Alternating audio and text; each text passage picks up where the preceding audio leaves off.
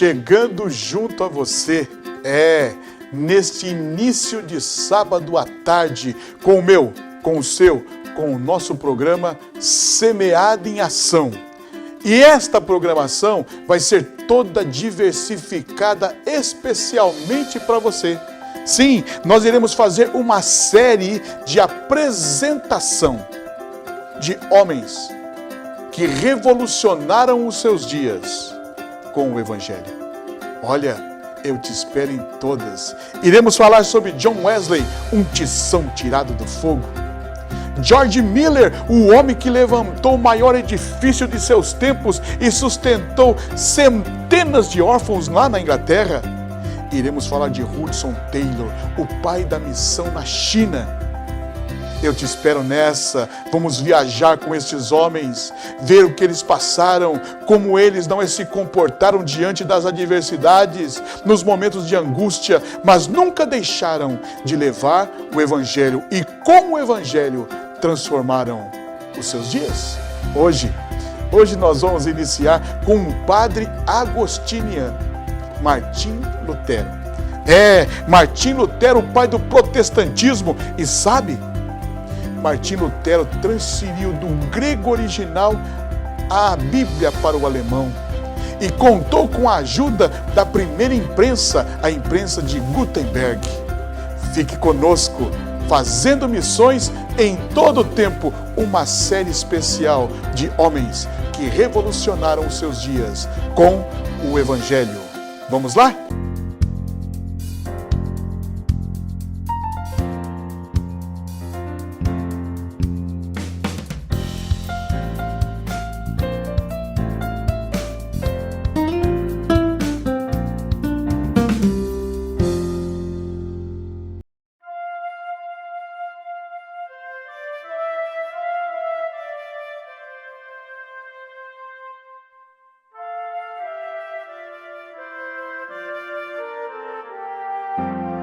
No dia 31 de outubro de 1517, as 95 teses escritas por Martinho Lutero foram colocadas nesse lugar. Não exatamente nessa porta que não é a original. A partir desse dia se comemora o Dia da Reforma de Lutero, um marco importante na história do cristianismo.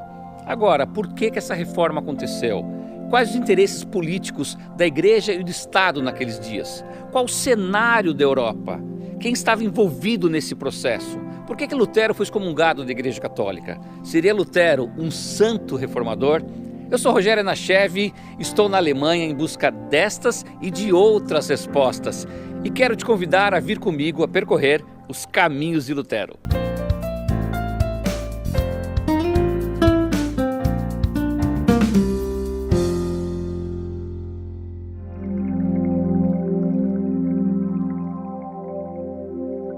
Um professor meu dizia que um texto fora do contexto é um pretexto para várias interpretações. Por isso, entender a Europa da época de Lutero é muito importante para que possamos compreender a sua reforma. Eu vou dividir a história em vários tópicos para facilitar o nosso entendimento. No campo geográfico, a Alemanha não existia naquela época. O que tínhamos na Europa eram centenas de pequenos reinos, principados, ducados e condados, dominados por vários impérios, e nessa região estava o Sacro Império Romano da nação germânica, como os alemães preferem chamá-lo.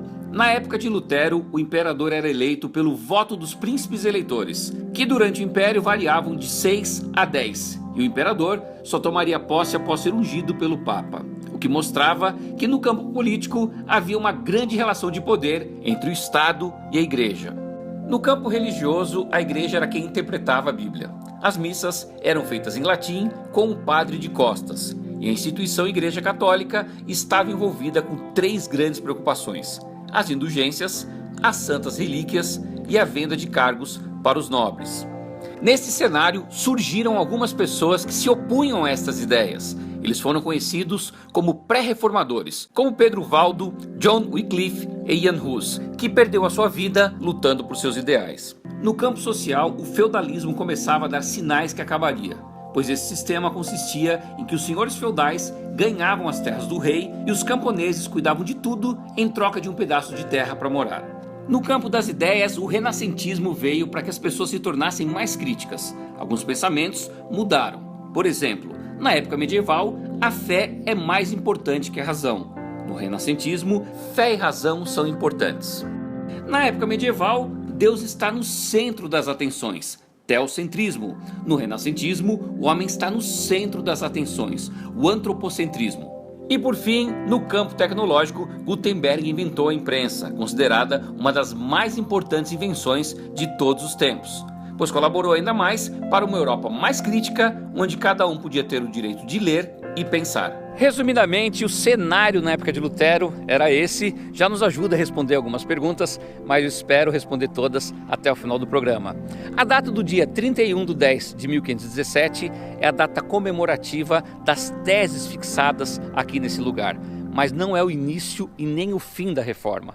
A reforma foi todo um processo que durou anos, que nasceu no sonho dos pré-reformadores e que tomou forma no coração de Lutero.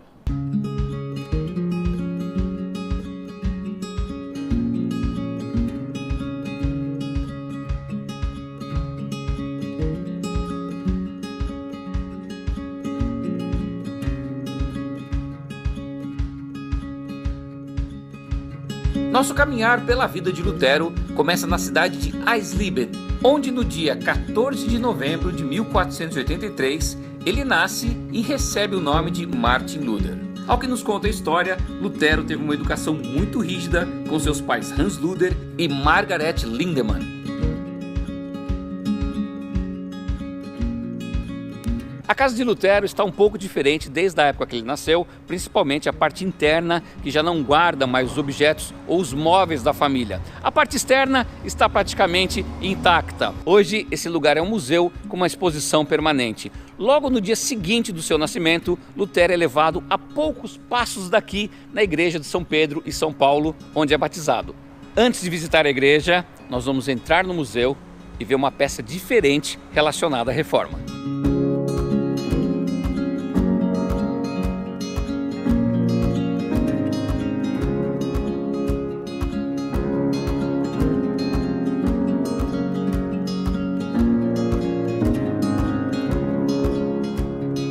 No segundo andar da casa de Lutero, nós encontramos essa sala com muitas pinturas de pessoas relacionadas à reforma. Dentre elas, o próprio Martim Lutero, Philippe Melanchthon e Frederico III. No final da sala eu encontro a escultura de um cisne. Agora, o que tem a ver um cisne com a história de Lutero ou a história da reforma? A partir do século XVI, o símbolo de Lutero era um cisne. Mas para a gente entender essa relação, vamos voltar alguns anos. 1415, um dia em que o pré-reformador tcheco Jan Hus foi sacrificado, foi queimado. A palavra Hus significa ganso. Hus diz o seguinte antes de morrer: hoje vocês estão cozinhando um ganso, mas virá um cisne que será impossível de vocês assá-lo. Dentro do coração de Jan Hus já existia o sonho de que nasceria um grande reformador. Nesta exposição na casa de Lutero, encontramos muitos documentos e escritos originais, impressos e de próprio punho de Lutero e seu fiel amigo Philippe Melanchthon. Como disse, a parte interna perdeu sua forma de quando a família Luther vivia aqui, e este lugar se tornou patrimônio histórico desde 1817, conforme esse documento que vemos na casa. Agora é a hora de visitar a igreja onde Lutero foi batizado.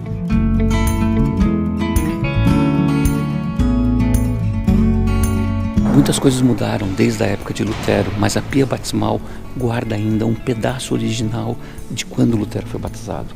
De acordo com as pessoas aqui da igreja, me informaram que esta parte aqui ainda é original.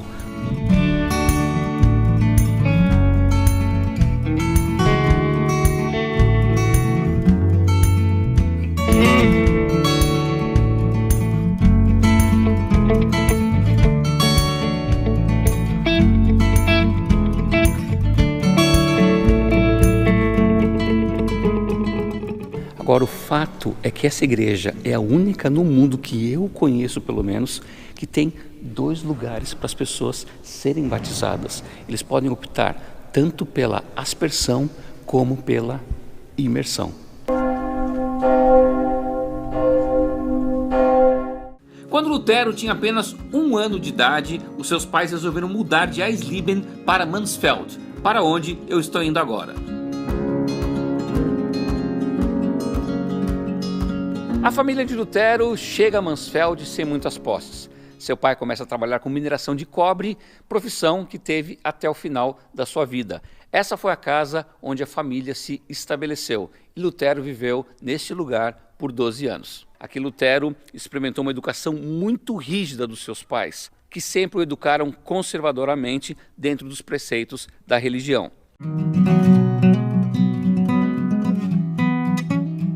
Os pais de Lutero eram muito devotos e desde cedo obrigaram Lutero a participar de atos religiosos na igreja. Lutero cresceu ouvindo que Deus era um ser bravo e vingativo e que deveria ser obedecido sem questionamentos. Nada era ensinado sobre o amor de Deus. Lutero, desde pequeno, frequentava a escola, que ficava no 2º andar dessa pequena casa aqui. Ele atravessava a rua e vinha frequentar esta igreja. Aqui ele participava das aulas de canto da comunidade. As pessoas gostam de dizer que Lutero deu seus primeiros passos dentro de uma igreja aqui na cidade de Mansfeld. O maior medo de Hans Luther era que Lutero seguisse sua profissão de minerador. Por isso Lutero saiu de Mansfeld aos 12 anos para estudar em Magdeburg. Porém, ali ficou somente 1 ano, pois passou muitas dificuldades, tendo que pedir esmolas para se alimentar. Por isso seus pais o transferiram para Eisenach.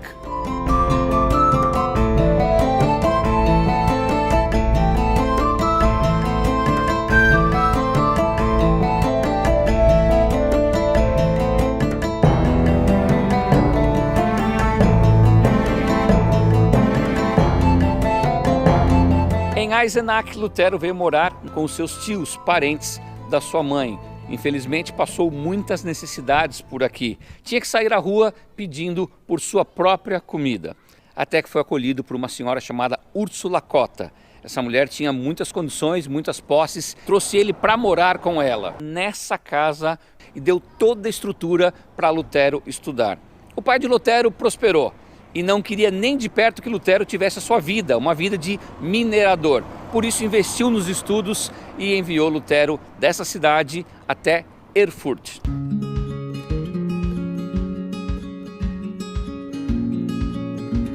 Lutero chegou em Erfurt no ano de 1501 com apenas 17 anos. A cidade era muito próspera, centro intelectual da região, tinha mais de 1000 estudantes.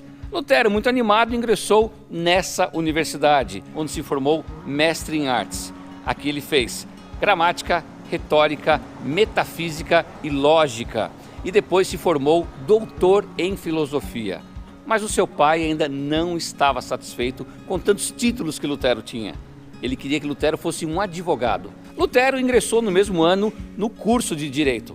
Mas mal sabia o seu pai que ele ficaria apenas 6 meses estudando essa matéria.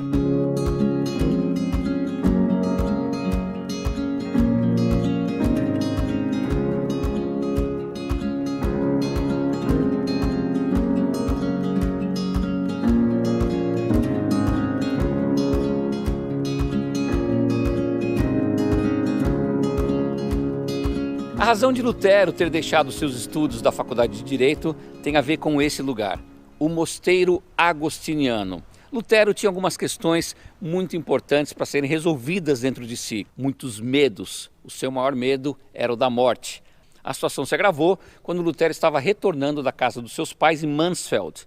Era o dia 2 de julho de 1505. No caminho, a cerca de 10 quilômetros aqui da cidade, começa uma enorme, forte tempestade.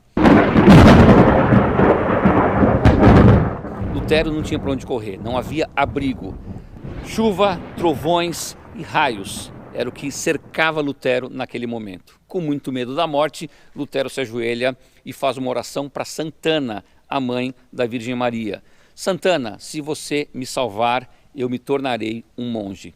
Sua oração foi ouvida. No dia 17 de julho de 1505, Lutero entra nesse convento. Não existe nenhum registro histórico de que esse relato realmente tenha acontecido. Algumas pessoas acham que Lutero quis convencer o seu pai, provar que ele tinha que sair do curso de Direito e entrar no mosteiro. Afinal, sua oração foi para Santana, a padroeira dos mineradores, profissão do seu pai. Mas o seu pai não ficou nada satisfeito com isso, e muito menos os seus amigos.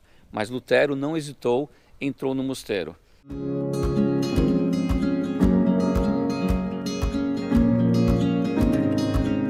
O mosteiro não existe mais. Infelizmente foi desativado, apenas parte da sua estrutura ainda está por aqui. Mas a igreja que Lutero frequentava, ela ainda se mantém exatamente como era. Está aqui na minha frente.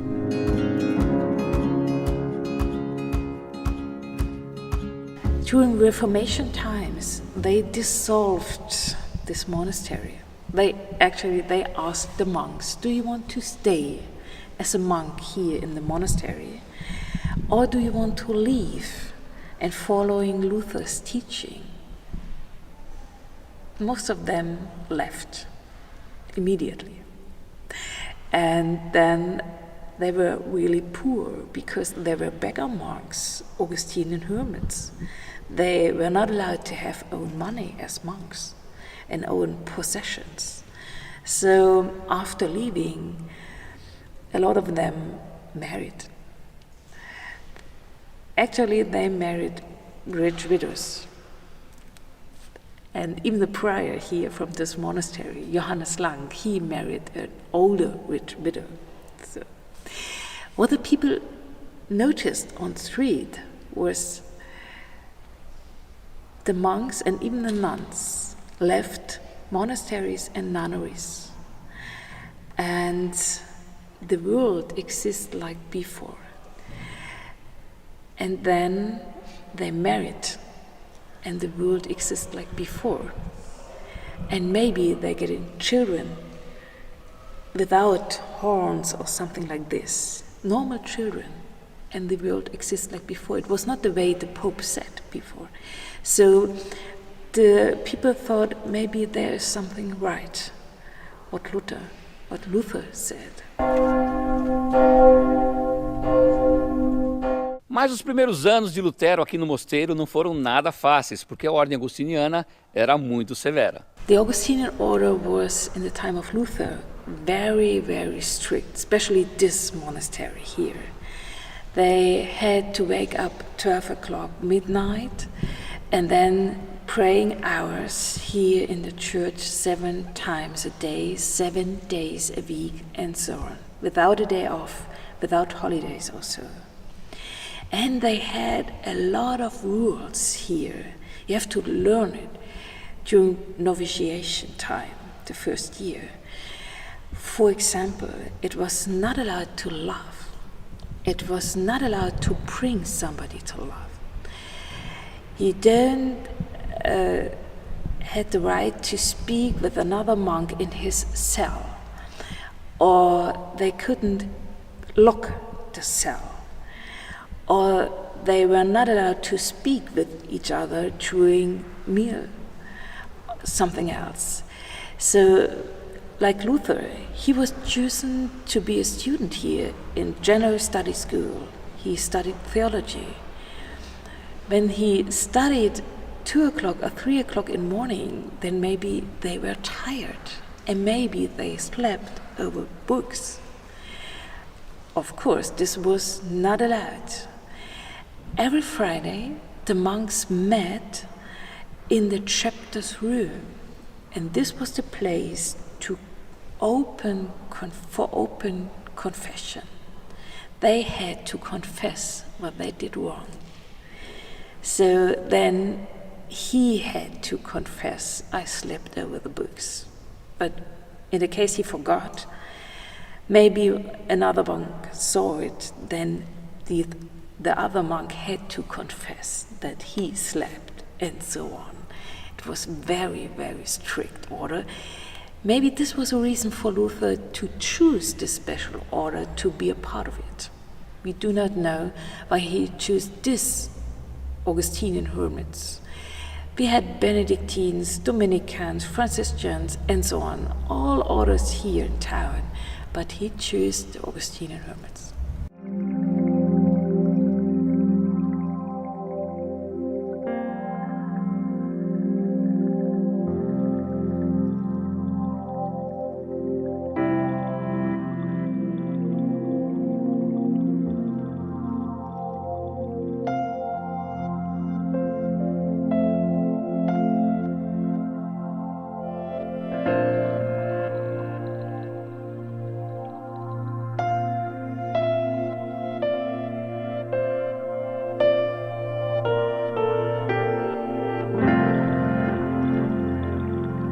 Ao ingressar aqui no mosteiro, Lutero se torna noviço.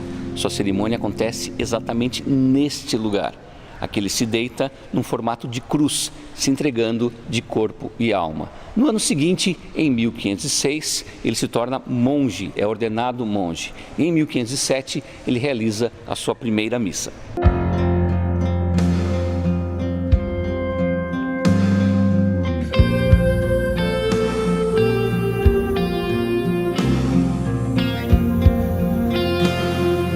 Alguns estudiosos dizem que Lutero sentou nesse lugar antes de fazer a sua primeira missa. Foi neste mosteiro que Lutero começou a ter mais contato com as Sagradas Escrituras. Até então, ele e a grande maioria das pessoas pensavam que a Bíblia toda se limitava aos pequenos textos que os sacerdotes liam todos os domingos na missa. As pessoas não tinham ideia que era um livro muito maior. Lutero desenvolve um hábito de leitura diária desse livro.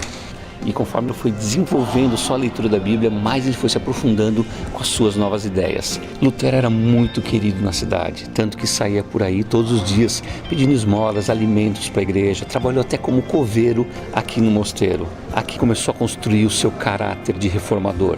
Foi aqui que nasceram as primeiras sementes da reforma.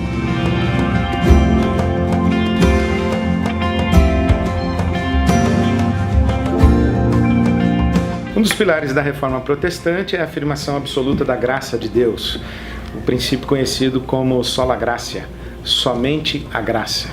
E isso vem de uma experiência muito própria, particular e pessoal de Martinho Lutero. Lutero era um homem razoavelmente perturbado, ele era angustiado na sua alma, ele carregava uma culpa, era radical no seu compromisso com Deus, tentava obedecer a Deus e fazer a vontade de Deus e lutava consigo mesmo e era consumido interiormente por não conseguir realizar a vontade de Deus.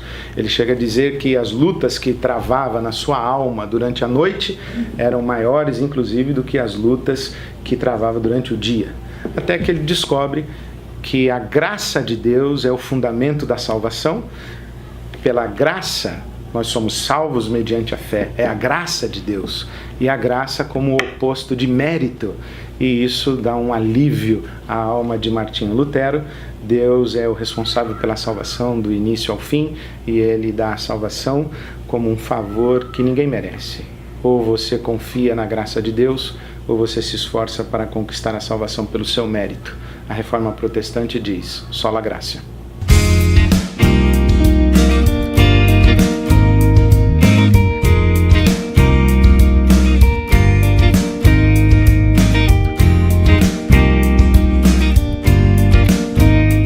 A ordem de Lutero era muito rigorosa e severa, mas não por isso era menos rica.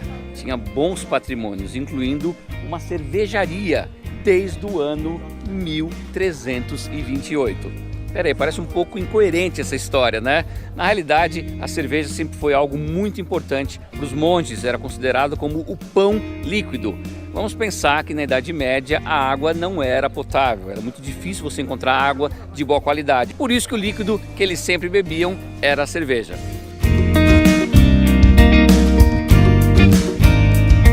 Em Erfurt, Lutero conhece Johann von Staupitz, seu superior no mosteiro. Ele foi seu mentor espiritual e pai na fé. Lutero dizia que se não fosse Staupitz, ele teria afundado no inferno. Staupitz foi o maior incentivador para que Lutero fosse estudar e lecionar em Wittenberg. E foi assim que Lutero termina uma fase importante da sua vida em Erfurt e se dirige para Wittenberg, onde ali começam suas maiores divergências com a igreja. Mas será que Lutero queria mesmo romper com a igreja? A reforma é um um tema central na vida da igreja. Tem um dito que diz, Ecclesia reformata semper reformanda, que a igreja que se reformou, ela continua sempre com a incumbência de se reformar a cada momento. E essa reforma que se pedia era uma reforma in capite, na cabeça, et in membris, e nos membros da igreja, que se queria dizer que o povo fiel tinha que se reformar de costumes que não eram adequados aos costumes cristãos, mas sobretudo a cabeça da igreja, que tinha realmente entrado num período muito infeliz, não só o Papa, mas também bispos. Então esse clamor da reforma era um clamor geral na cristandade. E quem puxou o fio da reforma, os primeiros foi Francisco de Assis, com a questão da pobreza, atender os pobres, viver pobremente, não ter propriedades, então podia questionar a riqueza na igreja. Depois teve na Inglaterra, com Wycliffe, um grande clamor para ter o povo acesso à palavra de Deus. Wycliffe traduziu a Bíblia para o inglês, tem reforma, uma igreja mais local, menos subordinado a Roma. A mesma coisa na Boêmia com Hus, que pedia liturgia na língua vulgar, pedia menos riqueza na igreja. Então esse clamor, e se convocou um concílio de reforma, que foi o Concílio Lateranense V, que foi de 1512 e 17, onde se aprovou um grande programa de reforma, mas não houve nenhuma vontade política da parte do papado de pôr a caminho essa reforma. E é nesse momento, então, que Lutero, decepcionado, apresenta as teses de reforma, que não eram de ruptura, era o pedido, reforçar o pedido e pedir um novo concílio, porque aquele havia fracassado.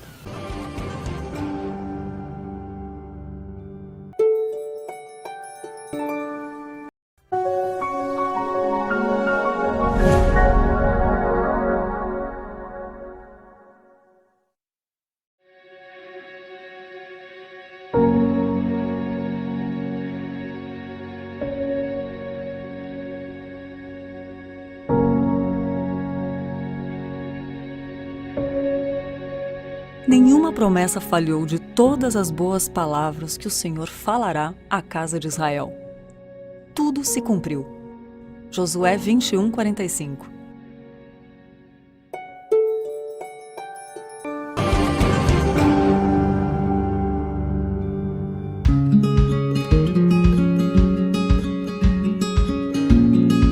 Lutero passou por esses portões no ano de 1508 para vir lecionar e estudar aqui na Universidade de Wittenberg, que foi fundada em 1502 por Frederico III, ou Frederico o Sábio.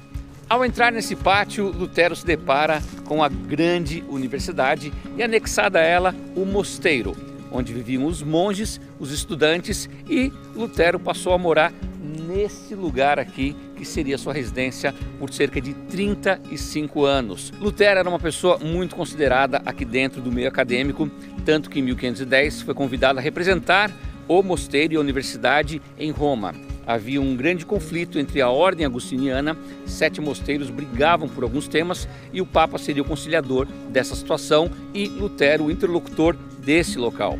Lutero esperava encontrar em Roma uma cidade espiritual, uma cidade coerente com os seus princípios. Lutero passa um mês nessa cidade e ao chegar lá teve um encontro com uma Roma corrompida, com uma Roma totalmente fora daquilo que ele acreditava. Foi uma decepção enorme para Lutero.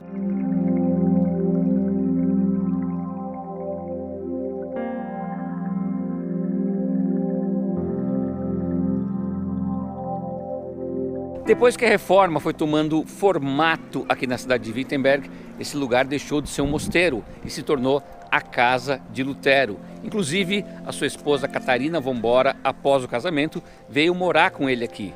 Os dois tiveram 6 filhos aqui nesse lugar. Muitos estudantes vinham morar na casa de Lutero, ajudando Lutero nas suas despesas. Um dos desejos que Lutero deixou em seu testamento era de que sua esposa e seus filhos pudessem continuar morando aqui na sua casa, que pertencia a um outro proprietário. E felizmente o seu desejo foi atendido. Catarina colocou ordem na vida de Lutero. Além de cuidar dos filhos e da grande casa, ela ajudava ele na saúde e na doença, e dava ânimo e incentivo ao trabalho dele.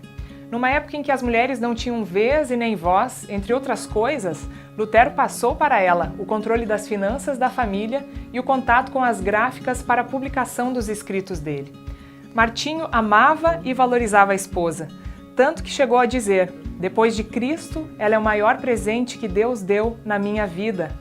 Se algum dia vierem a escrever sobre a Reforma, eu espero que o nome dela apareça junto ao meu. Eu oro por isso. Hoje, nesse lugar, se encontra um museu com uma exposição permanente da vida de Lutero. São mais de 1000 objetos. E lógico que eu vou visitá-lo.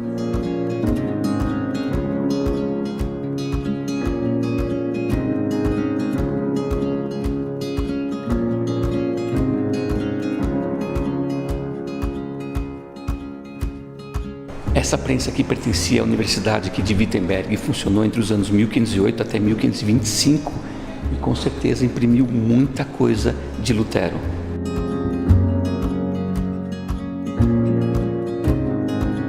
Lutero escreveu muito sobre os turcos, mas principalmente sobre os judeus. Existe um livro muito polêmico chamado Sobre os Judeus e as Suas Mentiras. Lutero dizia que queria que as sinagogas e as escolas fossem queimadas e as suas casas destruídas.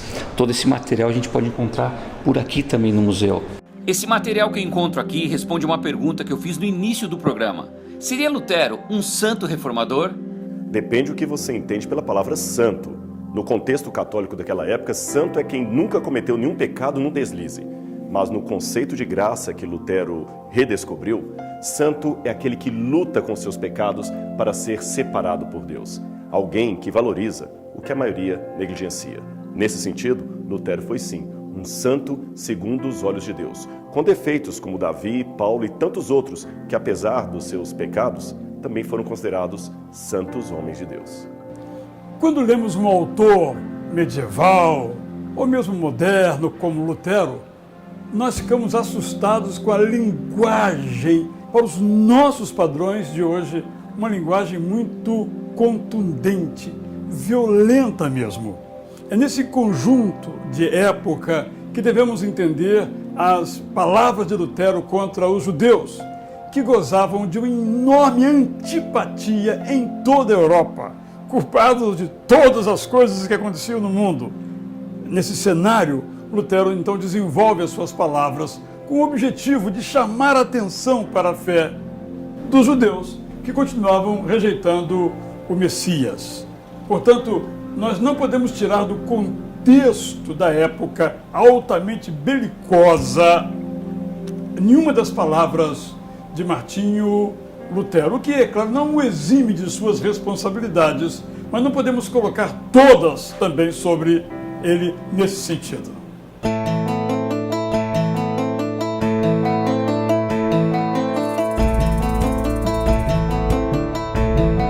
De todos os aposentos, esse aqui é o que mais me emocionou, porque esse aqui era a sala onde Lutero vinha conversar com seus amigos. Sempre depois das refeições, ele se reunia aqui nesse lugar. Então, Philippe Melanchthon, Lucas Cranach estiveram aqui com ele. O local foi reformado em 1535, gente. Esses móveis são de 1535 até 1538, quando Lutero ainda vivia nesse lugar.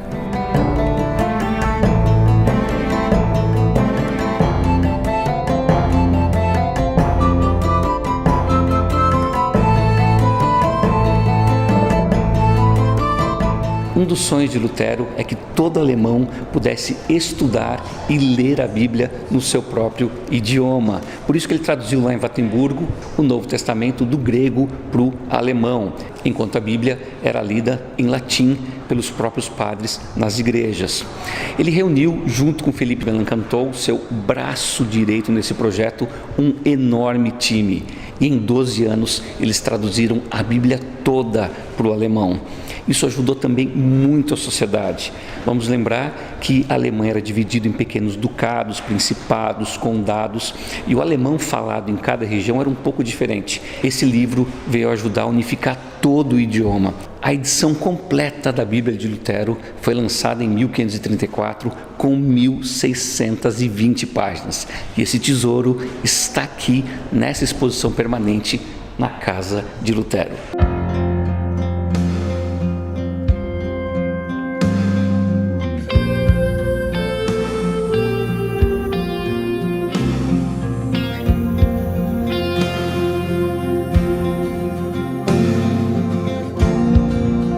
Começa a chamada Idade Moderna, toda a Europa era praticamente analfabeta. 5% no máximo das pessoas sabiam ler. Eis que Gutenberg inventa a imprensa. Logo em seguida começam as traduções da Bíblia, sobretudo na Alemanha, para o alemão, a de Lutero. Mas as pessoas não sabiam ler, foram alfabetizadas na Bíblia e com a Bíblia. E a partir dessa revolução, fundou-se não só a língua alemã, como a nação alemã e a educação alemã. A partir daí, toda a população praticamente, em pouco tempo, 70 anos, saiu do total analfabetismo para o mais completo grau de alfabetização, um dos produtos também aí da reforma do trabalho de Martinho Lutero.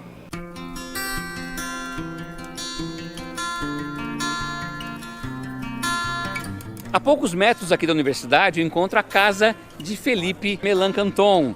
Como a gente ouve o nome desse homem, né? Na realidade foi o grande braço direito de Lutero. E ele morava muito próximo ao seu grande amigo. Hoje, aqui ao lado, a gente tem um museu com várias informações sobre esse homem que ajudou muito a reforma protestante e a vida de Lutero.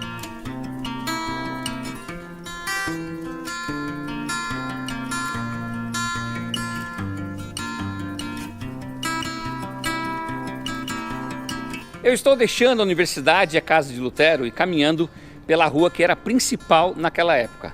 Wittenberg tinha cerca de 2.500 habitantes e por aqui, por muitas vezes, caminhou Lutero, Philippe Melanchthon, Lucas Cranach e muitos estudantes em direção à Igreja de Todos os Santos ou à Igreja do Castelo, onde Lutero fixou as 95 teses. Andar por ruas como essa é caminhar com a história.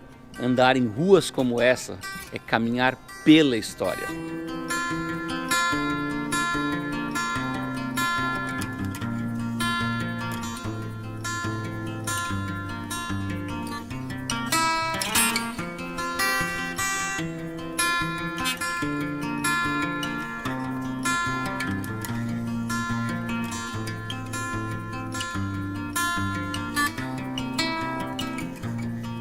Eu estou em frente à Igreja de Todos os Santos, ou Igreja do Castelo. Aqui a missa era feita em latim e quem frequentava esse lugar eram os nobres, os intelectuais e Frederico III, ou Frederico o Sábio, o príncipe dessa região que morava no castelo, que fazia parte aqui desse lugar todo. Hoje, infelizmente, o castelo não existe mais, só a igreja. Frederico era um grande colecionador de relíquias, fez uma viagem até Israel em 1492 e trouxe a sua mala cheia delas. Dentro da mala, alguns objetos bem interessantes. Antes de contar quais são, é importante você entender que a gente está falando da Idade Média. As pessoas acreditavam nisso. E como eu sei que é verdade o que eu vou te contar? Porque em 1509, um secretário de Frederico catalogou a sua coleção. Naquele momento, ele tinha 5.005 peças. Posteriormente, essa coleção chegou a 19.013 peças. Voltando um pouco na viagem de Frederico. Quando ele chegou, feliz da vida, abriu sua mala, o que tinha ali dentro? Um pedaço do berço de Jesus, o espinho da coroa de Jesus, um pedaço da cruz de Jesus. Existe uma frase que é atribuída a Erasmo de Roterdã, um humanista e teólogo holandês, que diz que se juntassem todos os pedaços que já foram vendidos da cruz de Jesus aqui na Europa, daria para construir a Arca de Noé. Não sei se é a frase dele, mas a frase faz muito sentido quando a gente fala de relíquias aqui na Europa. Bem, além disso tudo, que tinha mais na mala de Frederico? A pena da pomba do Espírito Santo, pedaço de pães da Santa Ceia e, pasmem, o pior está por vir, um bebê morto por Herodes, o corpo inteiro de um bebê morto por Herodes. E uma garrafa onde se dizia que havia leite da Virgem Maria, leite que ela deu de mamar para Jesus. Coisas que a gente tem dificuldade hoje de acreditar, mas que naquela época era muito importante para as pessoas. Frederico gostava de expor a sua coleção pelo menos 2 vezes no ano aqui nessa igreja. Então eu vou contar um pouquinho como era aquele tempo. Eu, Rogério, sou um nobre e frequento essa igreja. Então eu tenho um problema sério, eu tenho medo da morte, porque a minha cidade ela é murada, mas a qualquer momento ela pode ser atacada pelos bárbaros ou uma das pestes, das doenças que assolam a Europa podem me pegar. O que vai acontecer com a minha vida se eu morrer? Eu tenho muitos pecados, então se eu quisesse resolver um pouco dos meus pecados, eu vinha aqui na igreja ver essa exposição da relíquia. Pagava o meu ingresso, entrava ali e ao ver essas relíquias eu tinha um perdão de, anotem bem, vai estar escrito aqui embaixo, eu vou dizer só o início, 1,9 milhões de anos eu teria de desconto, de redução no meu tempo no purgatório. Vou falar de novo. 1,9 milhões de anos de redução do meu tempo no purgatório por ter visitado as relíquias, a exposição de relíquias do rei Frederico III. E o mais interessante é que essa redução seria de 1,9 milhões de anos para apenas 270 dias no purgatório. Um negócio imperdível. E esse foi um dos vários motivos que fizeram Lutero escrever as suas teses que foram colocadas aqui nesse lugar. Mas será que foi mesmo Lutero quem as colocou? Maybe yes, maybe no. Probably it was an assistant. But the place is the real place. Only the stone arch is the real place. The door itself was lost in a fire during the 7 Years' War because it was a wooden portal and it was used like a bulletin board by people of the university, because this church here behind me was on the one hand something like the private church of the Prince Elector of Saxony. On the other hand, Prince Elector Frederick the Wise founded a university here, and he said to the people of the university, he declared, you can use my private church as an assembly hall to give speeches, to be graduated as a doctor, magister, master, whatever, also to have classes. And even Luther got his doctor exam here inside the church, and that's why they used the entrance portal of the Castle Church All Saints like a bulletin board, because it was a special entrance portal for the people of the university. Many thesis papers were published here and posted here behind me. Luther maybe posted the 95 theses here at, but probably it was an assistant.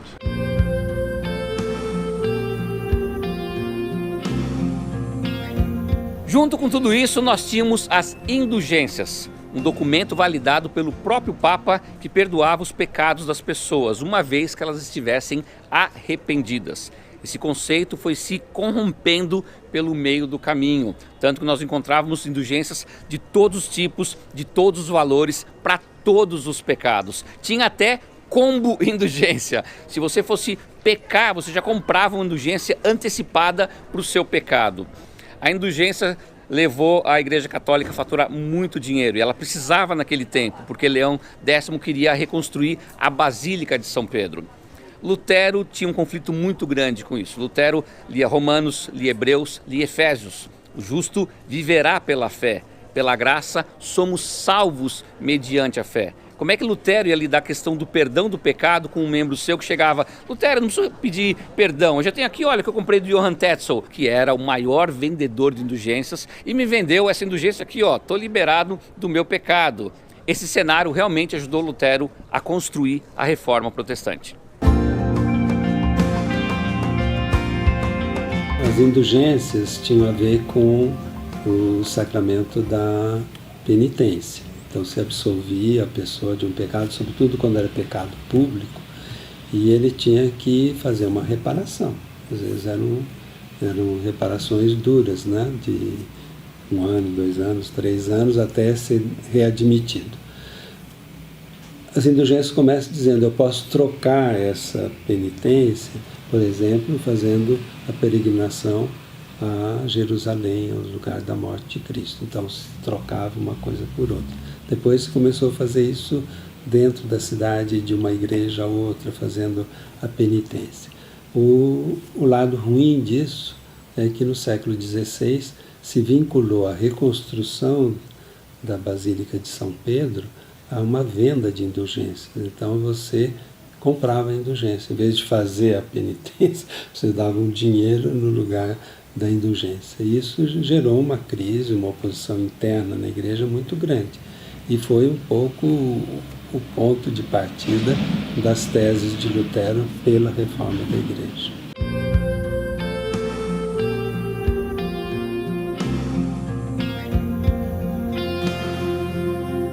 Eu vou aproveitar que eu estou em frente ao lugar onde fixaram as 95 teses de Lutero para falar um pouco sobre as indulgências e também sobre as próprias teses.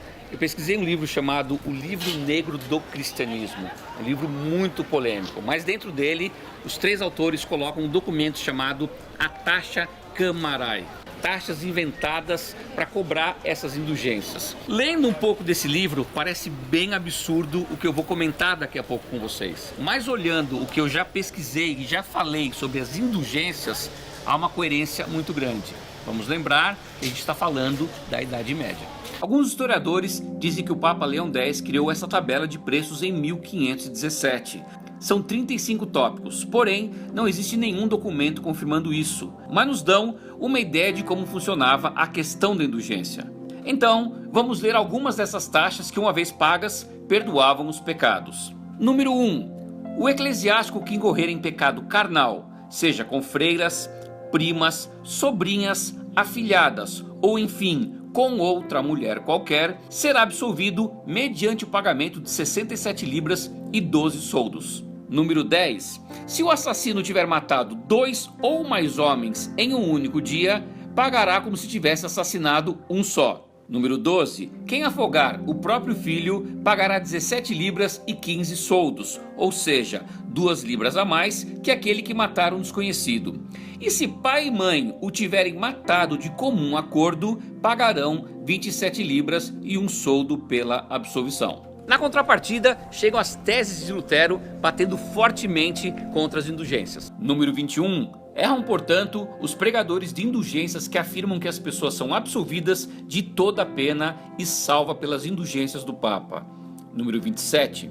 Pregam doutrina humana os que dizem que tão logo tilintar a moeda lançada na caixa, a alma sairá voando do purgatório para o céu. Número 28. Certo é que ao tilintar a moeda na caixa, podem aumentar o lucro e a cobiça. Número 43. Deve-se ensinar aos cristãos que, dando ao pobre ou emprestando ao necessitado, procedem melhor do que se comprassem indulgências. Número 82. Por exemplo, por que o Papa não invacua o purgatório por causa do santíssimo amor e da extrema necessidade das almas, o que seria a mais justa de todas as causas, se redime um número infinito de almas por causa do funestíssimo dinheiro para a construção da basílica, que é uma causa tão insignificante? Um dos princípios da reforma protestante é a afirmação absoluta da fé.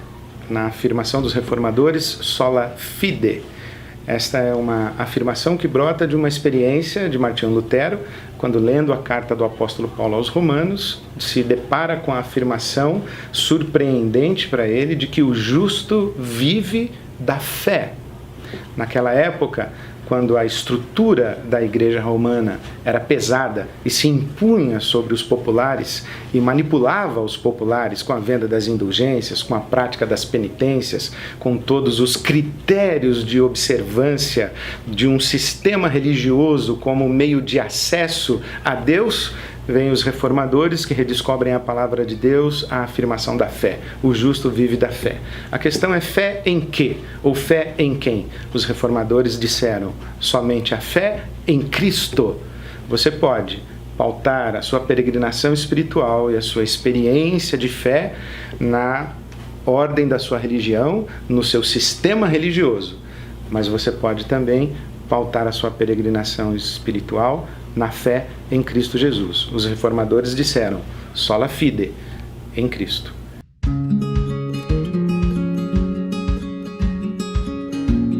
Lutero foi convidado a ir a Roma no ano de 1518 explicar as suas teses, que já causavam muitas preocupações na Igreja Católica.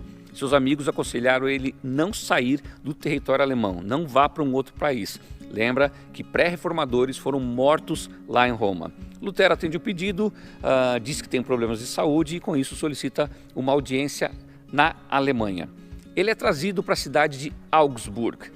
Aqui neste lugar ele encontra Caetano de Vio. A data era 12 a 14 de outubro de 1518. Lutero se explica, mas não convence. Caetano pede para ele revogar as teses, ele não revoga e na calada da noite Lutero foge desse lugar. Caetano não tinha um celular como a gente tem hoje, que mandaria uma mensagem rapidinha para o imperador dizendo: olha, ele não revogou e ele fugiu, vamos prender Lutero. As coisas eram mais demoradas, tinha que escrever uma carta, o mensageiro tinha que levar lá para não sei aonde, demorava, era muito demorado. As distâncias não são muito longas, mas para se viajar naquela época de carroça ou a pé, aí o tempo era muito longo de viagem.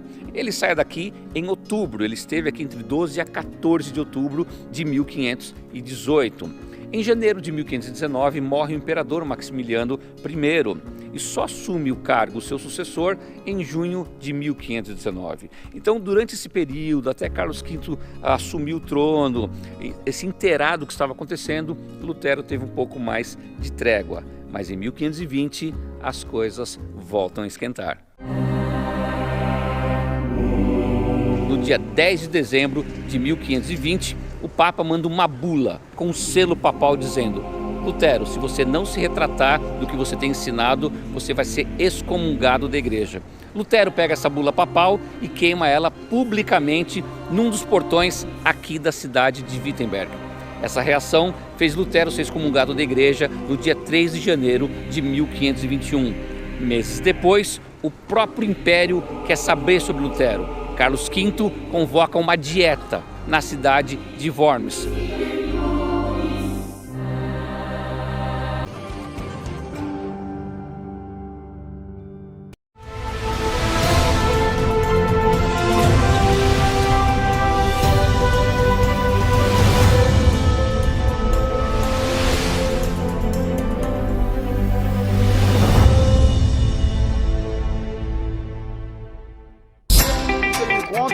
Ele encontra um erro e exorta aquela pessoa.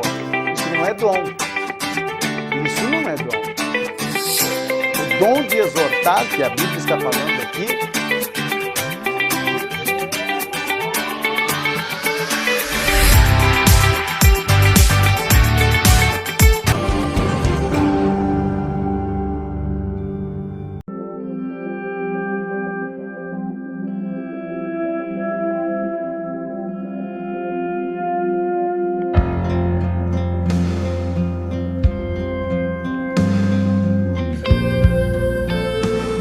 Worms é uma das cidades alemãs onde eram feitas as dietas. Para nós brasileiros, a palavra dieta soa meio estranha. Parece que Lutero veio para um spa.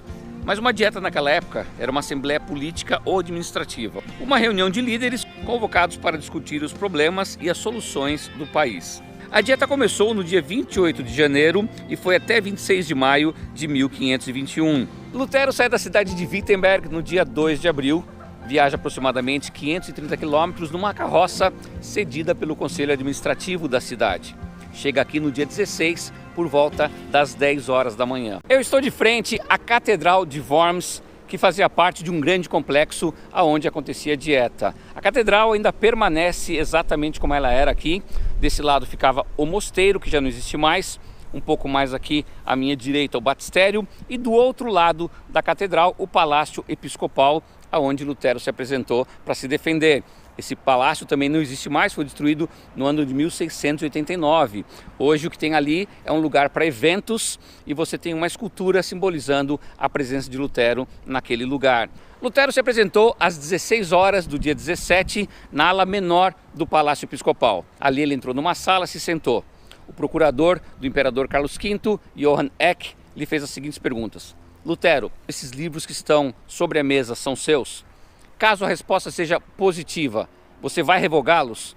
Lutero se levanta, para por um minuto e diz, olha, essa é uma resposta muito difícil. Ele descreve algumas coisas, mas no fim, resumidamente, ele diz assim: eu prefiro pensar um pouco mais para dar uma resposta melhor e mais concreta e certa amanhã. É-lhe concedido 24 horas. No dia 18, às 16 horas, Lutero volta ao mesmo palácio, só que dessa vez na ala maior.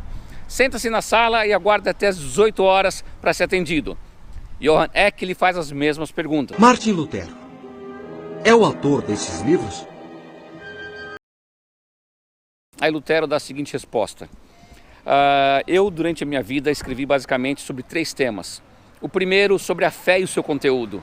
Algo que eu tenho a máxima certeza que nem eu e nem os meus opositores querem revogar. O segundo tema foi contra o Papa, sobre a tirania papal. E se eu revogar esse texto, eu vou fortalecer a sua tirania. Em terceiro, ele escreveu sobre as pessoas que apoiavam essa tirania do Papa e que fariam o mesmo mal para as pessoas. E perguntou: por acaso alguma dessas questões estão indo contra as Escrituras? E depois colocou: eu sou um monge, uma pessoa comum como qualquer outra, suscetível a erros. E também posso estar causando aqui uma cisão, algo que me preocupa muito. Lutero jamais quis romper com a Igreja Católica, ele queria somente ajustá-la. Depois de todas essas palavras, o imperador para a dieta por um período para que os príncipes pudessem deliberar. Não ficou muito claro na mente das pessoas se Lutero tinha revogado ou não essa questão toda. Voltaram e pela terceira vez, Johann Eck faz a pergunta dessa vez mais incisiva: Lutero, esses livros que estão aqui sobre a mesa são seus e em caso positivo você vai revogá-los? Lutero se levanta e diz: bem, vocês querem uma resposta simples, então eu vou direto ao ponto e diz a seguinte frase: a menos que possa ser refutado e convencido pelo testemunho da Escritura e por claros argumentos, visto que não creio no Papa, nem nos concílios, é evidente que todos eles frequentemente erram e se contradizem. Estou conquistado pela Santa Escritura citada por mim. Minha consciência está cativa à palavra de Deus. Não posso e não me retratarei, pois é inseguro e perigoso fazer algo contra a consciência. Depois dessas palavras, Lutero ainda fala 4 frases que, de acordo com os historiadores, não há nenhum registro histórico sobre elas, mas as pessoas gostam de colocá-las no contexto da dieta de Worms. Esta é minha posição. Não posso agir de outra maneira. Que Deus me ajude. Amém. Carlos V não gostou nada das palavras de Lutero. Nos próximos dias, as pessoas tentaram ajustar essa situação, mas não conseguiram. No dia 25 de maio de 1521, Carlos V redige um documento chamado o Edito de Worms. Dentro dele, alguns assuntos. E o mais interessante, que mais nos chamou a atenção foi: a partir desta data, Lutero está banido, está prescrito do Sacro Império Romano da nação germânica. Português claro, Lutero deveria ser deportado. Qualquer pessoa que ajudasse Lutero, seja dando abrigo, água ou comida, seria considerada uma pessoa criminosa. A pessoa que matasse Lutero teria o seu crime perdoado.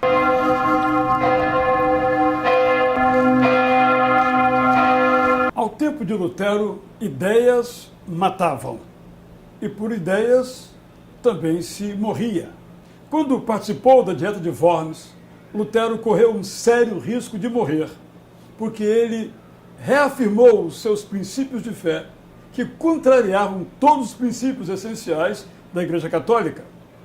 O imperador Carlos V fez aquela dieta em Worms, aquela reunião, com a intenção de unificar o império, mas não aconteceu, porque Lutero não abriu mão do seu ideário. De igual modo, teve o apoio de Frederico III da Saxônia, um estado poderoso, que então lhe deu um salvo-conduto. Mediante esse salvo-conduto, ele foi retirado de Worms, então levado para o castelo de Wartburg, onde pôde sobreviver e continuar ali o seu trabalho. Hoje, felizmente, os tempos são outros, ninguém mais morre por ideias e esperemos que haja um dia em que ninguém mate por ideias.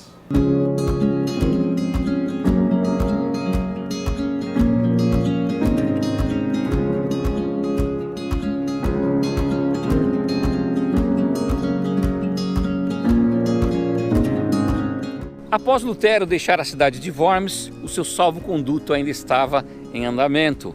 Ele seguiu em direção a Wittenberg, mas no caminho parou nesta cidade, Eisenach, onde já havia vivido quando jovem, quando criança. Lutero por aqui pregou. Quando saiu da cidade, a poucos quilômetros daqui, foi sequestrado. Frederico III tinha arquitetado um plano para tirar Lutero do circuito e o levou para o seu castelo, que é muito próximo aqui da cidade e um dos mais importantes de toda a Saxônia e a Turíngia, o castelo de Wartburg. Ali Lutero poderia ficar tranquilamente protegido pelas mãos de Frederico III.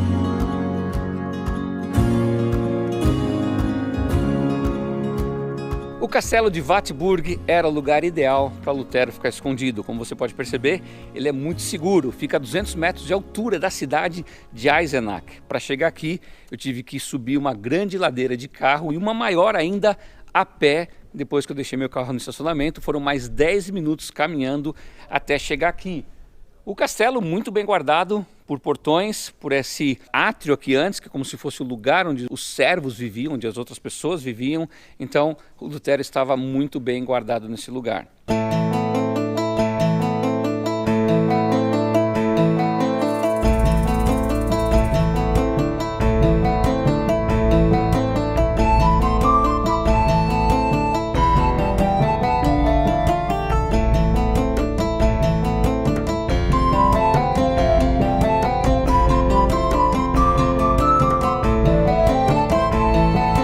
O castelo de Wartburg é um local interessante de visitas. Existem várias salas que foram reformadas no decorrer do tempo. Mas em razão dos 500 anos da reforma, o castelo organizou uma exposição temporária com documentos muito importantes relacionados a Lutero e a reforma.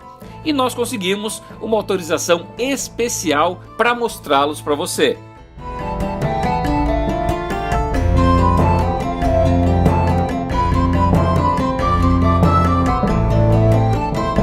Eu encontrei os documentos que eu queria sobre a história da reforma. O primeiro deles, as 95 teses de Lutero, não são as originais, já a versão impressa. Lutero trabalhava com a questão do arrependimento e da contrição.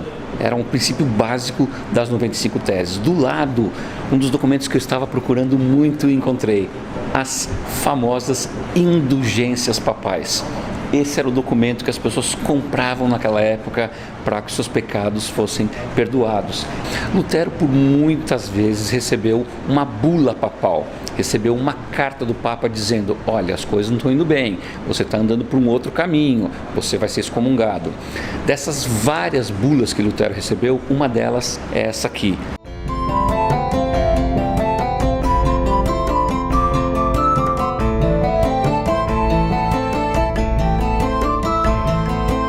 Lutero traduziu o Novo Testamento em apenas 11 semanas aqui no castelo. Quando ele terminou toda a tradução, Philippe Melanchthon fez toda a avaliação. Com o projeto pronto, era hora de lançar essa Bíblia. Animados, fizeram 3.000 cópias. A data, setembro de 1522.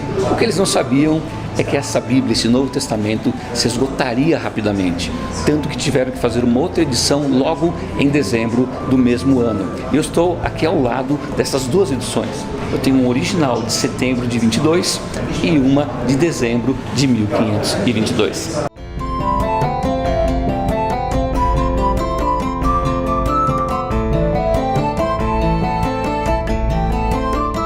A Bíblia de Lutero se tornou um grande sucesso aqui na Alemanha. Várias edições foram sendo impressas, inclusive essa aqui em 1541. E o que me chama a atenção aqui são os detalhes de decoração, de desenhos feitos na Bíblia. Elas eram impressas, mas todas manualmente decoradas.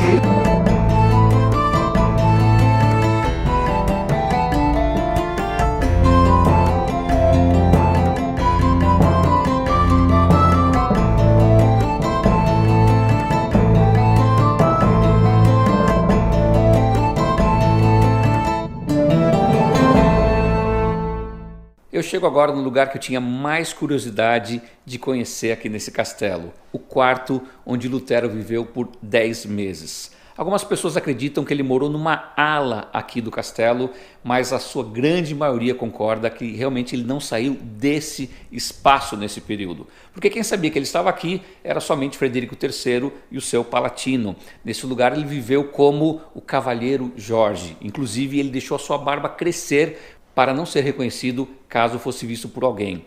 Numa mesa como essa, Lutero traduziu o Novo Testamento. Esse foi o espaço que foi mudando a história do cristianismo. Um dos princípios fundamentais da Reforma Protestante é a afirmação absoluta da Bíblia Sagrada, ou, no princípio dos reformadores, sola scriptura, somente a Escritura.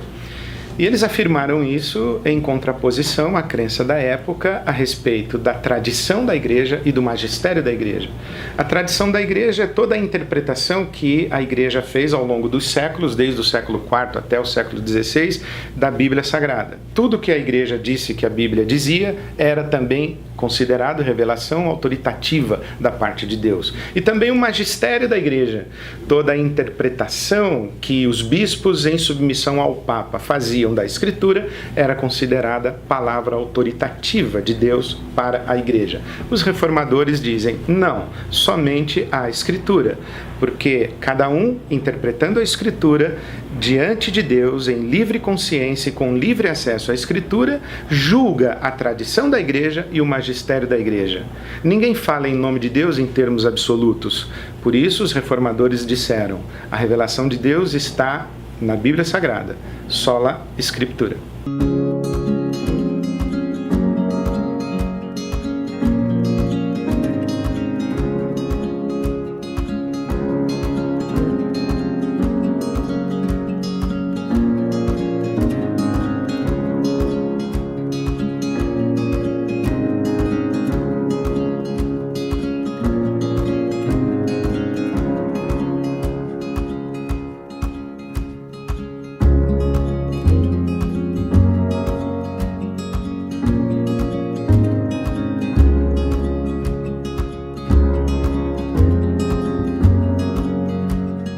Após seu exílio em Wittenberg, Lutero retorna aqui para Wittenberg, onde fica sob a proteção de Frederico III. Afinal, a cidade era totalmente murada e ninguém que morasse aqui dentro ia querer matar um protegido do príncipe. Imagina só a confusão. Lutero continua suas pregações principalmente aqui na Igreja do Povo. Tanto que no dia 25 de dezembro de 1521, ele fez a primeira celebração protestante nesta igreja. E, alguns anos depois, em 1525, ele se casa com Catarina von Bora.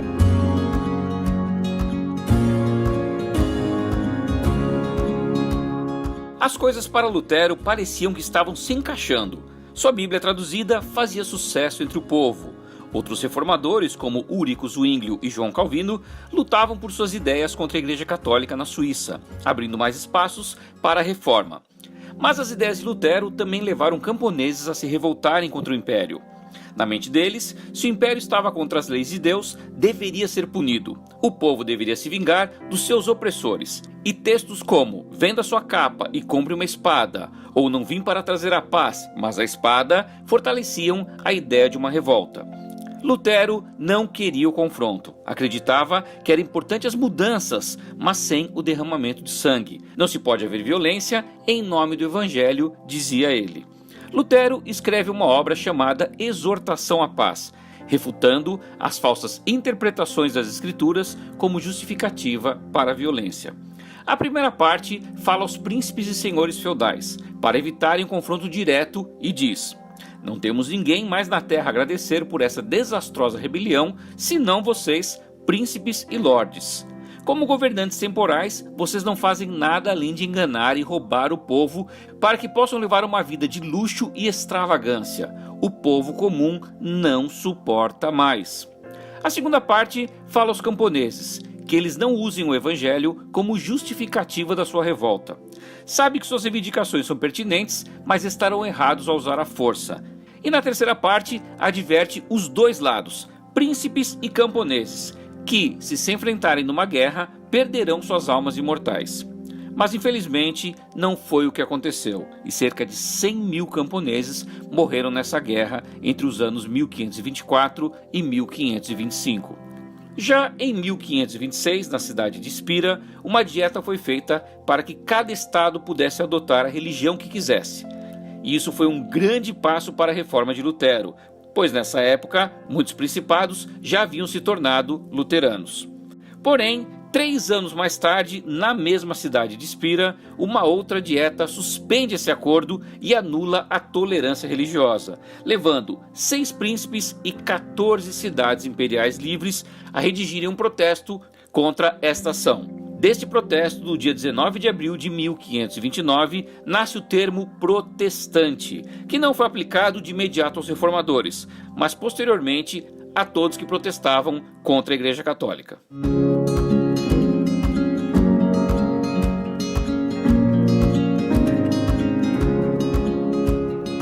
Mesmo excomungado e banido, Lutero ainda circula pela Saxônia, região protegida por Frederico III. Mas os seus ensinamentos e livros ultrapassam esses territórios, criando um problema para Carlos V. Agora, católicos brigam com os protestantes e vice-versa. Isso enfraquece o império de Carlos V, que resolve fazer uma nova dieta aqui em Augsburgo. O hino Castelo Forte foi criado por Martinho Lutero, um monge agostiniano, em 1521, quando fugia do tribunal da Santa Inquisição. Tudo começou quando Lutero, ensinando a Bíblia Sagrada aos seus alunos, deparou-se com o trecho da carta de Paulo aos Romanos que dizia: "A justiça de Deus se revela no Evangelho, de fé em fé, como está escrito, o justo viverá por fé." Capítulo 1, versículo 17. Lutero, que sempre temeu a justiça de Deus, percebeu que esta justiça já havia sido aplicada em Jesus Cristo, na cruz do Calvário, e então ele não precisava mais temer a Deus, mas viver pela fé em Cristo Jesus, que havia morrido em seu lugar. A partir deste entendimento, as portas do paraíso se abriram para Lutero, e ele percebeu que havia muita coisa errada na igreja. No dia 31 de outubro de 1517, ele escreveu um documento com 95 teses ou afirmações contra os erros da Igreja Católica, basicamente contra o comércio das indulgências, e o afixou na porta da igreja do castelo de Wittenberg, na Alemanha. As indulgências eram a venda do perdão de Deus. A igreja tabelou pecados e comercializou o perdão divino. Pobres pagavam menos, ricos pagavam mais, mas todos pagavam. As 95 teses denunciavam o erro desta prática em uma tentativa de reforma da igreja. A igreja não aceitou as críticas de Lutero e passou a persegui-lo. Em 1520, ele queimou em praça pública a bula papal que ameaçava a sua excomunhão. Em 1521, foi chamado a se retratar na Dieta de Worms, e ali seus livros e escritos foram postos sobre uma mesa para que ele os negasse. Em alto e bom som, Lutero respondeu: "A menos que me convençam pela Escritura ou por razões claras de que estou errado, eu permaneço constrangido pelas Escrituras. Não posso nem quero me retratar, de vez que não é seguro nem correto agir contra a consciência. Deus me ajude. Amém." Por não se retratar, o imperador Carlos V assinou um documento considerando Lutero um fora da lei. Como corria risco de morte, um amigo dele, Frederico o Sábio, príncipe da Saxônia, enviou cavaleiros para sequestrar Lutero e escondê-lo em um castelo em Wartburgo. Nesse mesmo castelo, Lutero escreveu livros, cartas, panfletos, traduziu o Novo Testamento do grego para o alemão e escreveu hinos, dentre eles o hino Castelo Forte, baseado no Salmo 46. Lutero sabia que não eram as paredes daquele castelo que o protegiam da perseguição, mas sim o seu Deus. Ele era o seu castelo forte. Aliás, este foi o nome do hino em alemão. Ein feste Burg ist unser Gott.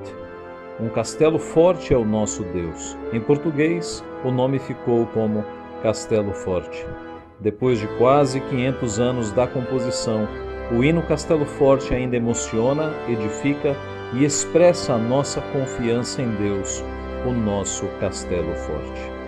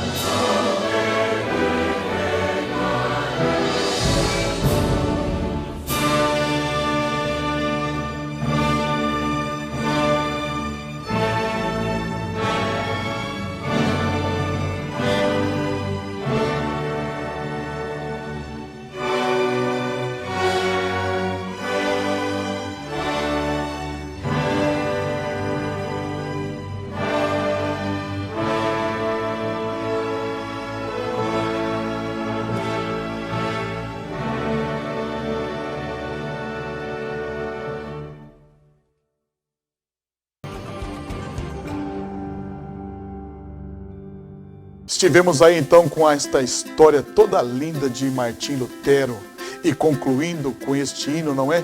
Que conta a história que de cima da carroça, depois que ele saiu da dieta de Worms, ele cantou: Castelo forte é o nosso Deus. Que esta fortaleza, que esta infusão de alegria, de entusiasmo de viver e de transformar, revolucionar o mundo dos seus dias, mas não com qualquer ferramenta, com o Evangelho, com a palavra de Deus, só fé, só Escritura, só a graça. Amém? Entrando no seu lar, para te convidar, como você é precioso para Deus, para revolucionar a tua família, a tua vizinhança, o teu bairro, a tua cidade, o Brasil e o mundo. Eu te espero nas próximas programações que estaremos aqui falando destes homens que vai encher de brio, de testemunho de Deus e nos entusiasmar com o Evangelho. Eu te espero nas próximas. Até lá, com as bênçãos de nosso Senhor e Salvador Jesus Cristo. Amém?